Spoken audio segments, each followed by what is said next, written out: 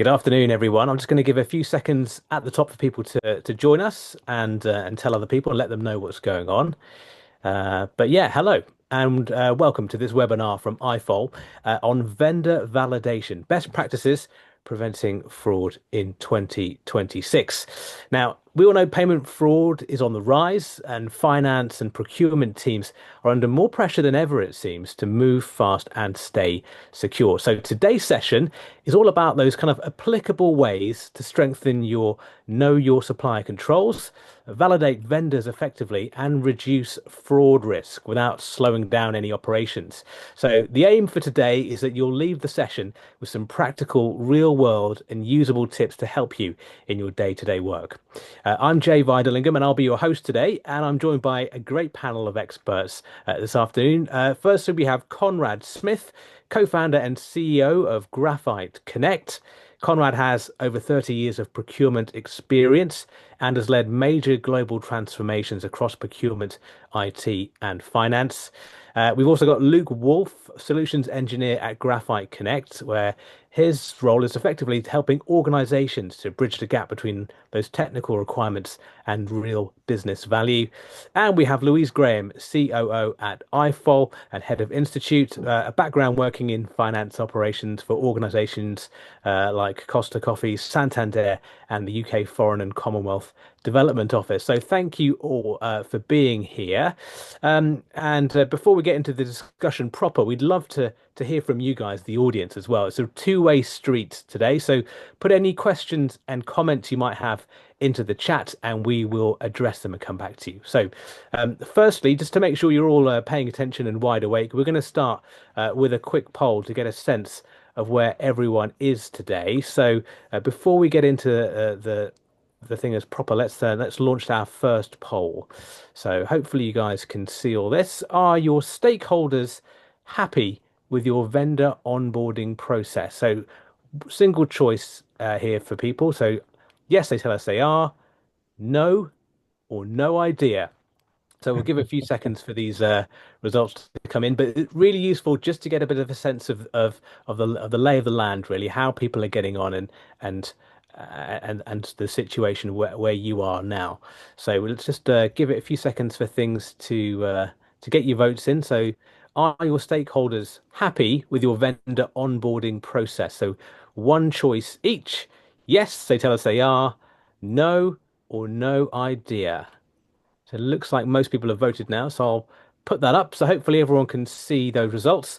And it looks like the no ideas have it in terms of the majority, 45% no idea, 36% say yes, they tell us they are, and 19% for no. So I suppose let's go to the panel and talk about this. Conrad, let's go to you first. Are you surprised by this? Not really. I mean, the data that we see indicates most people are using, old legacy processes. About half the organizations typically use email and attachment spreadsheets, whatever. Sometimes that's data collected by the stakeholders themselves, which if I was a stakeholder and I had to chase down a whole bunch of data, I would be a little bit unhappy with that. But again, maybe isolated. So not a big surprise to me. Um, yes is a great answer. And so I'd love to have people pipe in a little bit, share best practices of what makes that difference. But yeah, this is super important, particularly as it relates to the topic today of supplier bank data and fraud. Okay, and Luke, for you, you do a lot of that kind of dealing with organizations. Does this borne out by what you see day to day? People just have no idea. Well, yeah, it's interesting. It can be a little nerve-wracking to collect the information because yeah, no one wants to see a negative result. At one of my past roles when I was working in procurement, we did an NPS survey, and it came back as negative. It was like a -3 or something like that. And it was anyway, it was embarrassing to say the least. But then we were able to actually make changes to improve that score. But yeah, I think that's a good starting point. It's like don't run away from the feedback. You need to collect the feedback to make sure you know where you stand so that you can start making improvements. But yeah, not totally surprised by those results. But yeah, that's something that organizations should definitely address. And Louise, for you, were you kind of surprised by this, or did you think more people would be in the yes campaign? I thought more people would be in the yes, to be honest. But I think what's really important to mention is that if you're in a finance ops team or a procurement team or a P2P process, actually your stakeholders are just trying to get on with their business, right? They're trying to onboard. They just want to deal with their suppliers. They meet someone. They might get some great quotes from them. They want to get on with it. And so actually the job of procurement and finance ops is to facilitate that. But actually, if you have no idea what they think because you haven't gone and asked them, then perhaps you should go and ask them, because expectation management is such an important part of stakeholder relationships, right? If you go out and say to your stakeholders, you know what, when you meet a supplier and you get a great quote from them and you'd love to do business with them, that's absolutely fine. Come and engage with us as soon as possible, because actually we can help you. We can help you and we can talk you through the process, and we can make sure that you understand all the due diligence that has to take place beyond just setting up a supplier. Because understandably, people in sales and marketing and operational roles, they just want to get on and do their jobs, quite rightly. And so I think expectation management is really important. And if they understand all the processes involved in setting up a supplier, and they understand how long it's going to take typically, so you've got SLAs with them, and you say, if you send it to us on a Monday, we'll get it done by whatever date it is. You're going to have better feedback and PR as a finance operations or procurement department. And that's what we all want, right? Good relationships. Yeah, Luis, you mentioned. Sorry, Conrad, go.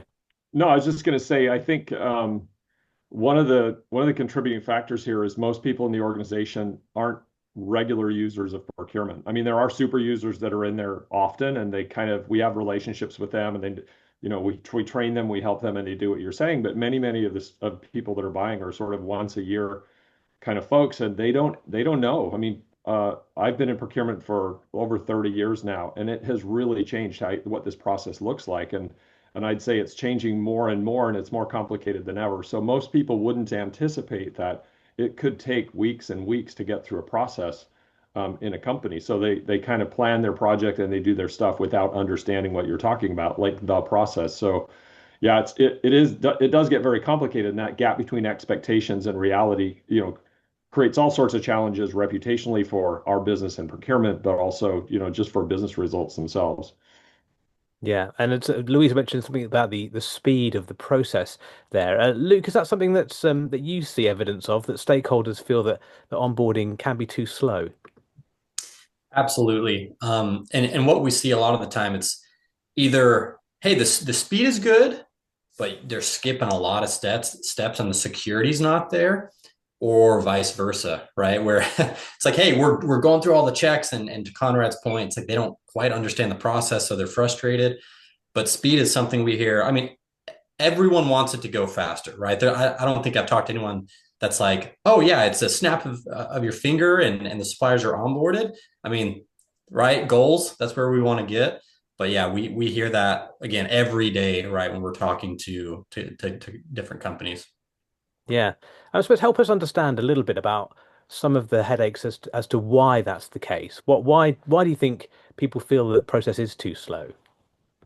Yeah, so there's so many steps. Conrad mentioned it's just growing in complexity, right? So onboarding isn't just, oh, we're going to collect a W-9, we're going to collect the banking and get it uploaded into the system. Now onboarding is, hey, did we pull in privacy and security and what other compliance do we need to do? We need to do sanctions checks and we need to validate the banking. And, that's when we get into kind of the fraud mitigation piece. But there's so many steps in there to protect the company that, again, most people have no idea about, and either they're trying to skirt the process and go around, which is introducing more risk, or they're stuck there sitting and waiting for weeks and sometimes months, to get a supplier, fully onboarded. Hey, Jay, if you do like a Six Sigma analysis of this process, and we've done that, what you see is that there's sort of, from a Pareto perspective, 4 or 5 things that really drive the speed thing here. The first is we send a lot, like Luke is saying, we send a lot of requirements to the supplier. So often, I mean, when I started, it was like 30 questions on a half a piece of PDF, and you're good to go. But that's changed now. So it's not uncommon to see 2 or 3 or 400 items requested, data documents, all of that in the process. So item number one is the suppliers are slow to do, like, it is.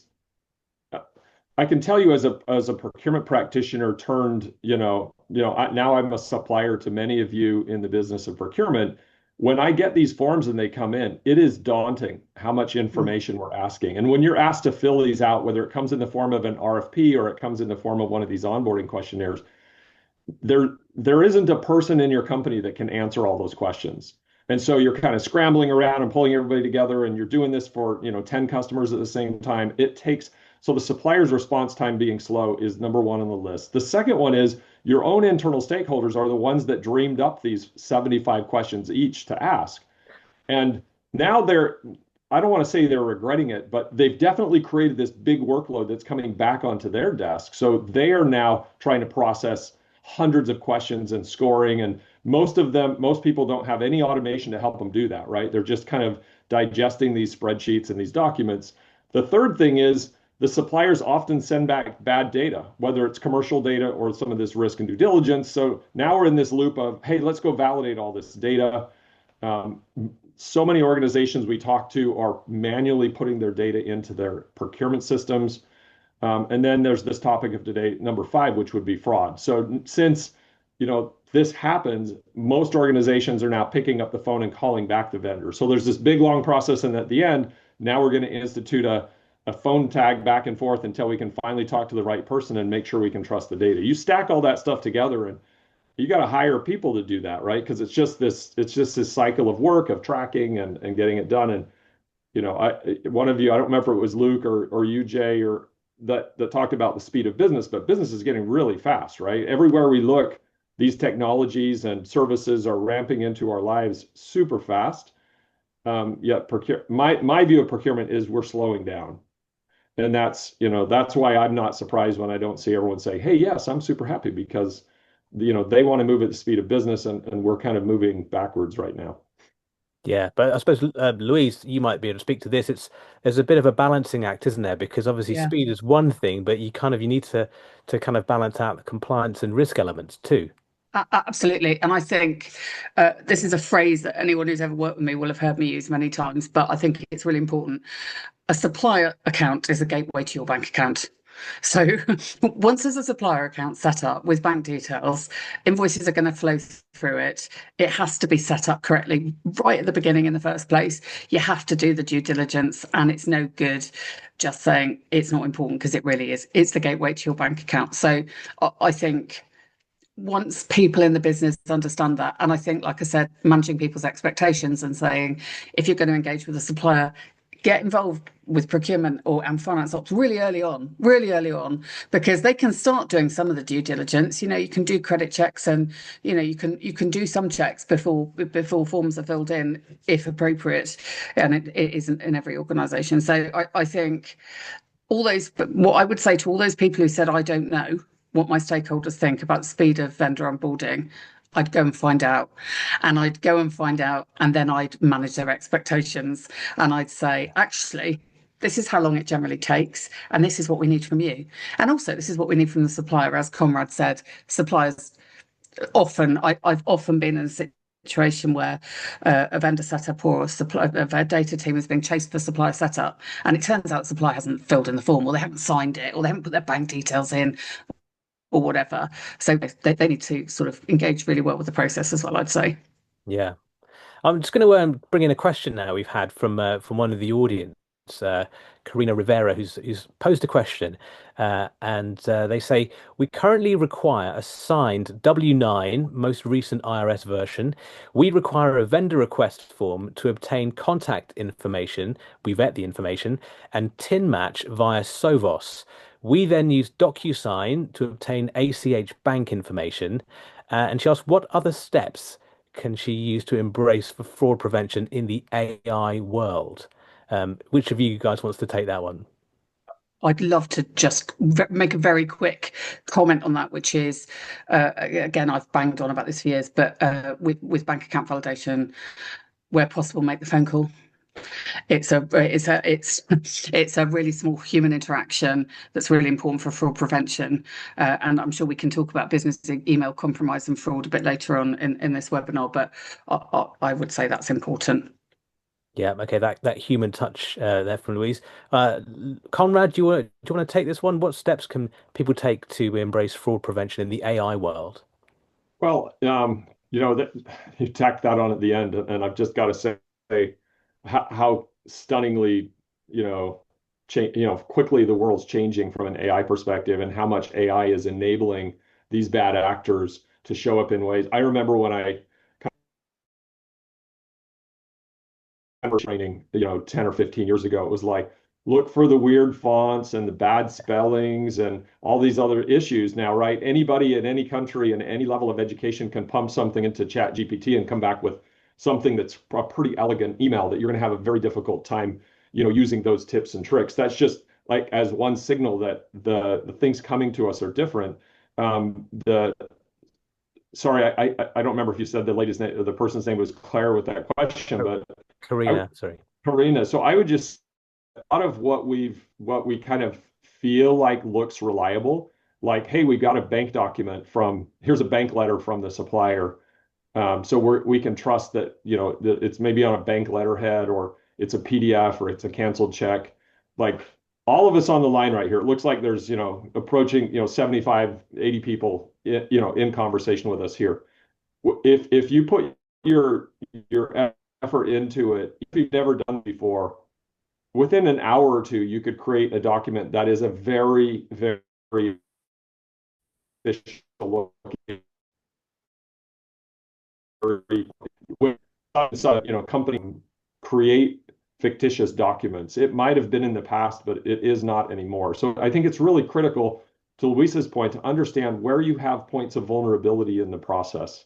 And to what you described, it feels like you have a variety of different sort of swivel chair processes working, in tandem. And my encouragement would be, find a solution. By the way, we live and breathe this stuff, but try and bring it together. So at the end of the day, you're going to have these various signals that would indicate trust or validation or readiness. And you want to be able to see that in a unified scorecard of some sort that says, okay, this is where our process from these 5 different things, whether it's the commercial data or the risk and due diligence. And these are the signals that tells me what level of trust that I have in this data. Because you may have a vendor that you're paying, $1,000 to, and you may have a vendor that you're paying $10 million to. And you're going to have different situations, and you're going to need to have different levels of confidence based on kind of speed versus trust and quality. Yeah. Luke, any thoughts on that? And sort of it's know your supplier stuff, isn't it? I suppose. How can people embrace fraud prevention? Yeah, and I think most organizations are very familiar with KYC nowadays, right? So know your customer, but I mean, know your supplier. To Louise's point, I mean, you kind of have to assume at this point in time that emails are compromised. I mean, an email asking to update a bank account, I mean, immediately red flags should go up, right? So what we do at Graphite, we start upstream of actually checking bank ownership, right? That's crucial. But is this person who you think it is, or is it a bad actor, right? Can we check that they are who they say they are? Do we have secondary contacts over there at the supplier that can kind of back up any changes and approve any changes that are made? Can we check identity? And then, doing the bank ownership checks is crucial. But it's really, there's not one silver bullet that's going to be like, oh, I did this check, there's no fraud, right? You have to have kind of this waterfall of validations to make sure, these people are who they say they are. To the W-9 or WH, right? This is a legal entity. That's great. That's a good check to do. But then, the bank information. I mean, we've seen valid W-9s, legal entities that were set up, and then a bank account that may have just an extra L, right? An extra letter, something different that was set up that was so close that humans are going to miss, right? So bad actors are using AI and automation. You need to be using AI and automation as well to combat that. Okay, so sort of being alert, isn't it? I suppose is a key thing to all of this. I'd like to add an example to that, if I may. Yeah, go for it. So, in an organisation I worked for, we had an email saying, please change the bank account details. And it was extremely credible.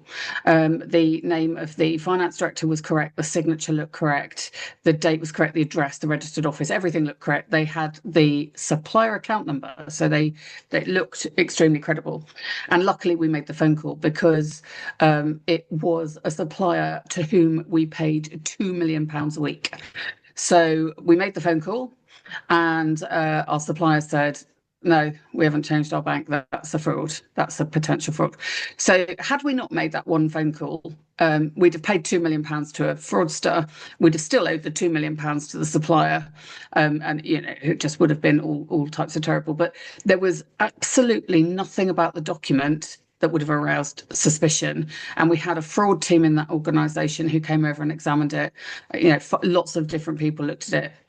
The document looked perfect, and they'd been waiting in that supplier's bank account to look for somebody who was going to pay a lot of money every week. They only had to do it once, and they were £2 million up. So yeah. Anyway, that's my little story, which I trot out because it was such a phew. Thank goodness we didn't just take that at face value moment, and thank goodness we made that phone call. Really important. Yeah, absolutely. And let's build on that. It sort of ties in with our next poll. So if you're in the audience and you just have a little think about, we're going to go to our next poll now. Bear with me a second while I come back to launch it. So launching the poll question number 2. So it is, how do you verify and validate new vendors? Okay, so it's a one choice each here. So we collect and verify documents using bank callbacks, etc. We use specialized software or services company to validate vendor data. We do tiered risk reviews based on levels of spend with the vendor. The other option is formal audits and on-site inspections. Or there's an option if you have no formal processes in place. So just have a few seconds to read the question and really think about what applies to your situation here. How do you go about verifying and validating new vendors? Again, this was kind of really help us to sort of see where you guys are and see if we can sort of tailor any questions and comments you've got about this. So it looks like most people have voted now, I think. So yeah, it looks like most people are going with. Oh, I'm waiting a sec, but more people are coming in. More people are voting. So I'll go through the options again. How do you verify and validate? Collect and verify documents using bank callbacks, etc. Using specialized software or a services company to validate vendor data. Tiered risk reviews based on level of spend. Formal audits and on-site inspections, or no formal processes. So it looks like most people, 50% of people, say that they collect and verify documents using bank callbacks, etc. So hopefully you guys can see all the results there. And thank you very much for taking part in the poll. It really does help us to shape some of our answers here. So I suppose the panel, what do you think about that? Is that a surprising number, or is that where you think people would have been in this? So For me, Conrad, do you want to go first? yeah. So for me, it lines up with what I would have expected. Luis is talking about these callbacks as best practice. I would agree with that. We're just in the process of renewing our corporate insurance, and there was in the insurance application there was a specific question to this point: do you do callbacks to change bank data? Like the insurance companies that are insuring all of your organizations are expecting this, and this is seen as really the call it the gold standard. The problem with this, though, of course, is it's kind of slow. I mean, frankly, and I'd like to talk once we kind of digest the poll. I'd like to kind of talk a little bit more about how we can look at this in a more sort of Pareto and automated sort of way. But yeah, I'm not surprised at all to see this. And by the way, if you're one of these people that has no formal process, when I left Intel's a huge global company with maybe top 10 in terms of process maturity. I left and I kind of thought that was normal. That was my first company. I was like, oh, this is how companies work. Everything's really mature and organized, and the process is great. And then I went to a smaller organization, and I was like, wow, there's like no process here at all. Like there's all these gaps. Is a much smaller organization. I think we're all in this in our businesses. We got to find ourselves. We talk about the business S curve, right, of maturity and growth. But you got to ask yourself, where are you in your business in terms of that growth curve and what does procurement and process look like. It's a process of maturing. Like the first day a company's set up, it isn't like everything is working. So, and you can't just flip the switch and all of a sudden have, top 10% level process and controls and compliance across the organization. So we're all working to kind of go through transformations in kind of sync with business expectations and resources to do what needs to be done. This is one case where I think there are enough easy ways to address this. As you start building out your process, this is one that definitely needs you need to pay attention to. But don't be ashamed if you're down on the I don't know or no formal process. You're probably in one of these organizations that just needs to invest in that transformation and maturity. Yeah. And Luke, for you, looks like the sort of the second biggest group is people who are using specialized software services. So that's a step in the right direction, I suppose you'd say. Yeah, absolutely. And I was even thinking that this is lower than I would have expected, but I'm sure. I mean, it only takes to Louise's point. It takes one fraud event for for major changes to occur, right? So and again, with the trends that we're seeing, I expect this percentage to go up a lot this year and in the very near future because again, yeah, to Conrad's point, starting from no formal process to doing callbacks and looking at documents. I mean, when you're doing 100 of these in a year, 100 new supplier onboards, it's like okay, we can do that. But then you're getting 500, 1,000, 2,000. It's like you got to automate. You got to get tools to help you. And the bigger you are, the bigger you're a target for these bad actors and need a little additional support. Yeah. And Louise, your thoughts on the poll there? Interesting what you just said about only one event needs to happen for an organization to take it seriously. I was asking a colleague some time ago, did you have fraud training in your last large organization? She said, yeah, we did. And I thought, oh, brilliant, that's great. That's really great. Where did you get that from? And she said, yeah, we did, but we only had it once. We had a business email compromised bank account fraud. So they had bolted the stable door after the horse had bolted for sure. So they had it as a reaction, exactly as you said, Luke. People react. I also think it's interesting that 50%, they say they collect and validate. We can't know, but I wonder how much of that is manual and lots of bits of data from all over the place. Because that's a lot of work, even if that's not automated in any way, or if that's people actually having to eyeball documents or collect documents or chase suppliers for documents or collate them in one place or put them in a folder or a file or whatever, then that's a lot of manual effort. That's what I'd say. And what you want to avoid is manual effort wherever possible.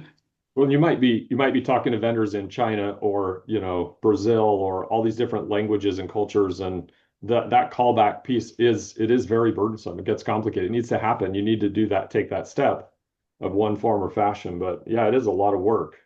Yeah. And I actually spoke to a person about getting hold of a big company. I've got a feeling it was Amazon, but don't quote me on it. It might not have been. And there was a change of bank details. They couldn't make the phone call. It was a company that was really difficult to contact by phone, and so they just didn't pay them because actually they knew that they would get in touch to chase the bill, which they did. They got in touch, and the organisation was able to say, we haven't paid you because you've sent us a change of bank details and we haven't been able to verify it. So we're not changing the bank details. But now you've called us because we haven't paid you. Now put us in touch with the person who can validate the bank details, Love that. which again is reactive, not proactive. It's not the right way round. But as a last resort, it does work. And it's better than saying we couldn't get hold of someone, so we just changed it. We took it on faith. I wouldn't do that. Yeah, urging a bit of caution there.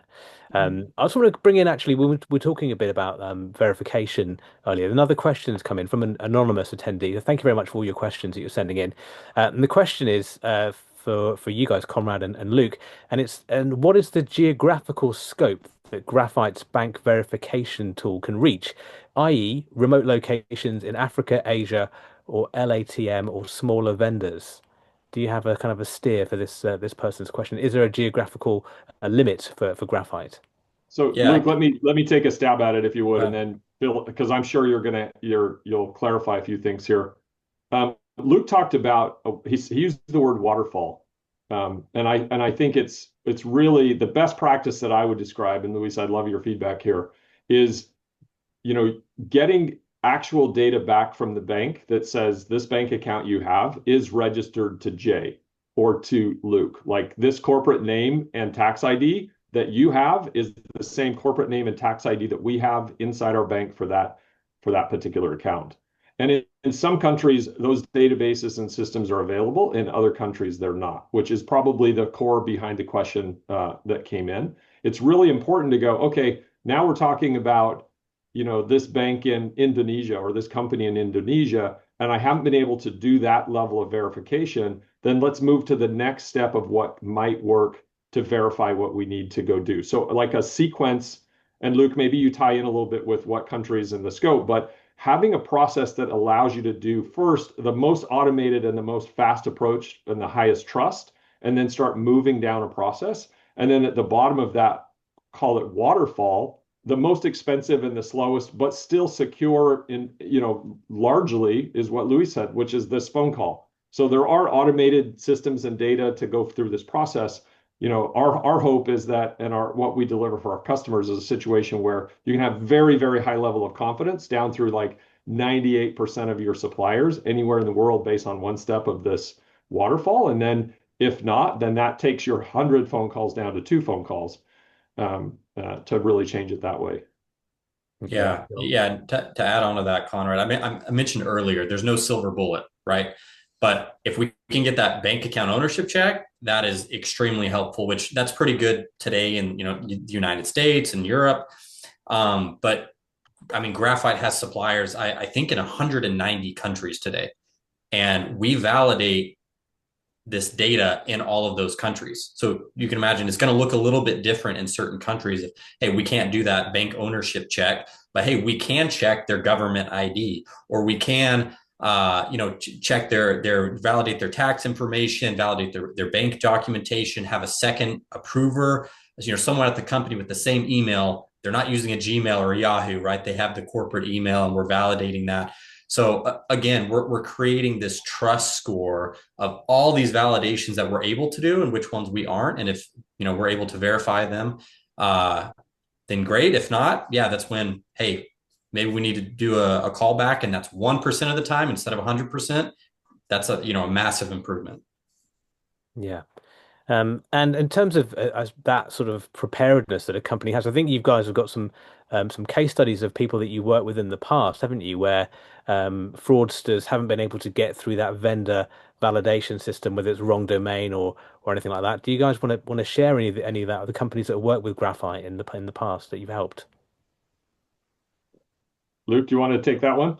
Yeah, I'll go first. So there was one, probably our most interesting example in one of our case studies is, we call it the pistachio thief, because there's a guy that had been arrested years ago for stealing a truckload of pistachios. So again, pretending to be someone else, taking a truckload of pistachios. What he found is, hey, it's a whole lot easier to do this from the comfort of, my living room behind a computer.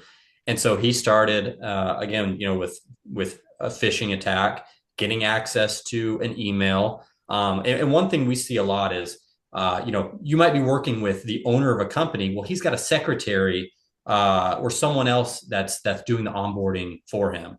So we had this person say, "Oh yeah, I'm helping out." We'll say Tom here to get this information in. And so we start flagging some things like, hey, we've got the correct tax information, but this guy isn't who we were expecting. And then, we were able to catch with some of our automated validations, like slight details with like banking information. Hey, it's off by, again, like I mentioned before, like a letter, or there's an additional number, or something looks a little bit different. And so, yeah, we dug in. And our team did some extra checks kind of behind the scenes, looked this guy up, because he actually provided his own identification. That's when we found, hey, this guy's been arrested. He's been doing this before. This is not, who he's pretending to be. We got, in contact with the owner of the company. He's like, yeah, I'm not trying to change my bank account. So that was kind of an interesting, case study of, hey, it's not one check, it's several checks that we're doing, and finally saying, there's something wrong here. We're putting this on hold. The one that jumps out to me is, and I think it highlights a point, Luis, I'm sure you've seen this as well, where when there's people in the process, uh, a bit of urgency, hey, I've tried that system, it's not working, I can't make it work, it's not user friendly, you guys owe me this money, all sorts of mechanisms, whether it's even copying, leadership teams on both sides to kind of bring more credibility to that email and that communication. And in sort of a moment of, hey, I want to do right by this supplier that, they're trying, but it's not working. They make the change in their own system directly instead of going through Graphite and going through all of these checks that Luke's talking about. And boom, money just goes to the wrong person. In my experience, those points of highest vulnerability are where you have a person in the loop that's making a determination about, whether that's a trusted situation, a trusted person, trusted data or not. Yeah. Sure. So with that in mind, let's go to our final poll of the webinar today, and it's going to be one that you in the audience, you're going to have to look inside yourself and be honest with us and with your fellow attendees, because it is the question of have you experienced fraud yourself or attempted fraud in the past year within your organization? If so, what type was it? Let us know in the comments. And the potential answers are yes, and it was a substantial loss. Yes, but we prevented it. Yes, and we minimized our losses. Or no, we didn't experience any fraud or attempted fraud, brackets, that we know of. So do get your votes in on this and be honest, sort of look inside yourself and think, actually, this is a safe space to share some of this stuff. Have you experienced fraud or attempted fraud in the past in your organization? Do let us know because it's going to really help people to feel if it has happened to you that you're going to be less alone in this. So it looks like a lot of people are getting their answers in. So the potential answers are yes, it was a substantial loss. Yes, but we prevented it. Yes, and we minimized our losses. And the last option was no, we didn't experience any fraud or attempted fraud that we know of yet, I suppose we could add on to that. So it looks like I'll end the poll there. It looks like 53% of people said that they had experienced fraud or attempted fraud in the past year within their organization, but had prevented it. I'd love to know a few more details about that. People could put in the chat or in the questions about how they went about doing that. But so Louise, your reaction to that, is that where you expected people would be? Interesting. Only 13 yes and a substantial loss. But as you just sort of intimated, Jake, the most successful fraud is the one that doesn't get caught, right? They get away with the money. So that's the amazing one. It only gets caught really retrospectively when it's too late. And as a fraud expert pointed out to me recently, almost nobody gets their money back, right? It's gone. It's gone. They're clever. They disappear.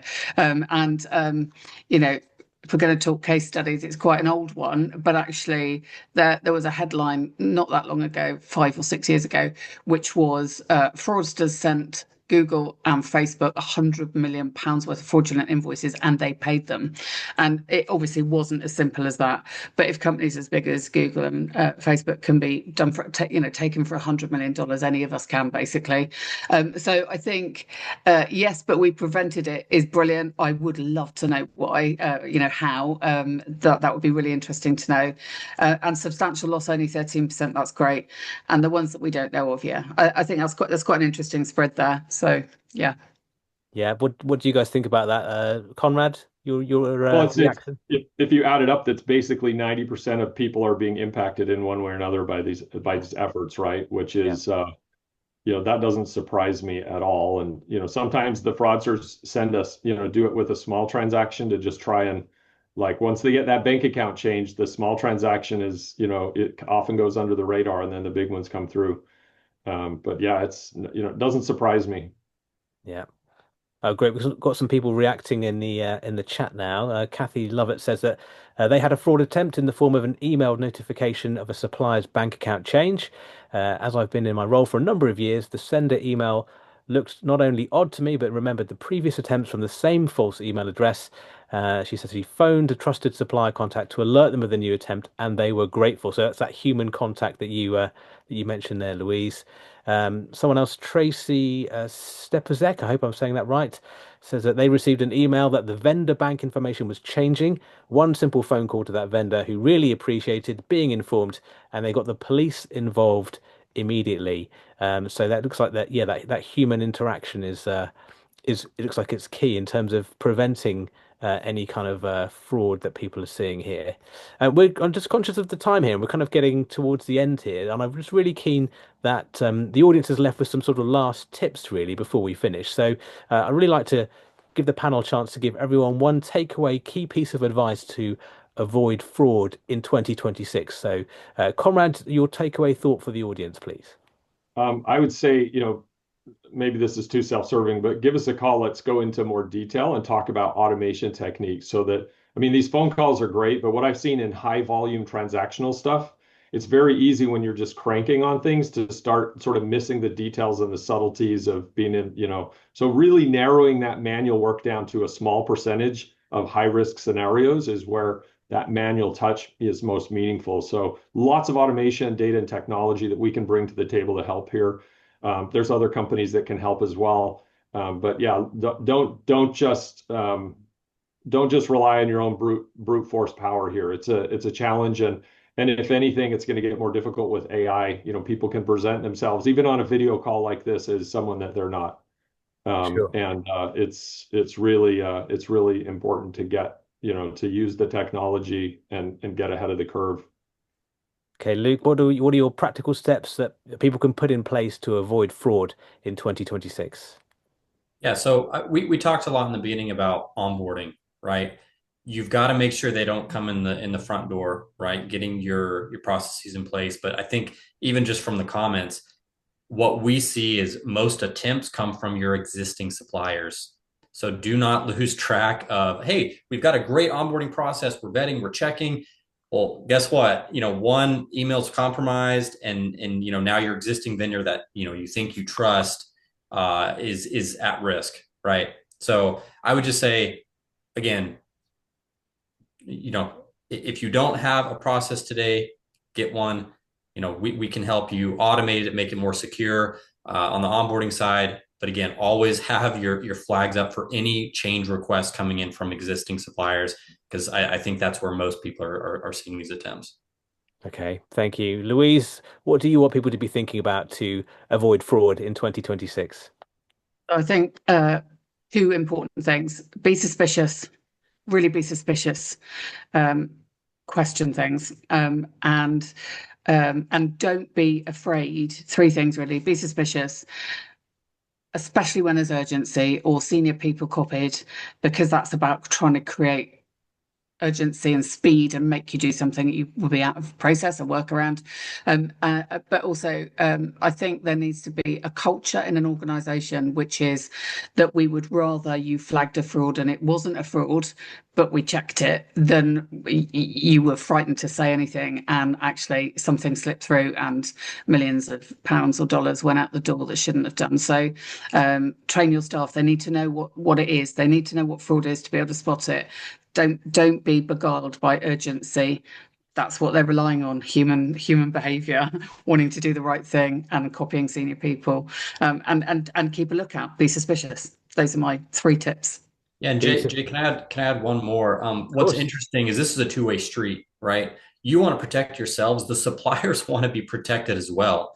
They want to do business with companies that are going to protect them, make sure that they get paid. And I know there's there can be friction in this. We help eliminate that friction to make it pretty seamless. But suppliers want to do business with companies that they can trust as well. So keep that in mind, and helping your suppliers understand that is crucial as well. It's a partnership. Okay, that's great. I think time is kind of ticking across, so we have to wrap it up there. So thank you very much to our guests today, Conrad Smith, co-founder and CEO of Graphite Connect. Thank you as well to Luke Wolf, solutions engineer at Graphite Connect. and Louise Graham, COO at iFol. Thank you very much for your insights and tips. Really useful for the audience. Thank you as well to you, the audience, for joining us. I always say in these things, you only get out what you put in. So a big thank you for all of your interactions, involvements, sharing your stories, and your questions. Really useful.